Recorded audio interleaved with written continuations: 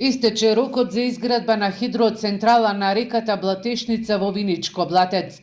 Сложните жители кои 10 години ја водат битката против изградба на хидроцентрала на нивната река, пред 3 дена го доставиле барањето за раскинување на концесијата.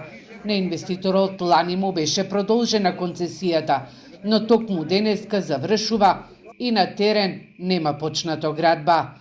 Барањето на местната заедница за раскинување на концесијата е доставено до владата и министерствата. Во него се наведуваат 3 причини за раскинување на договорот за концесија. Прва причина е концесионерот воопшто не започнал со исполнување на обврските за заштита на животната средина од член 11 од договорот и законот за животна средина. И ова причина е детално образложена.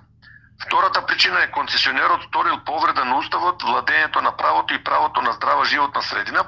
И исто така ова е образложена. И на крај третата причина е одобрението кое што го издаде одобрение за градење на таквата централа е престанато. Дежурствата од страна на жителите на Виничко Блатец на местото каде треба да се гради хидроцентралата се сведени на минимум, но жителите најавуваат дека ќе реагираат доколку се појави инвеститорот со механизација на терен.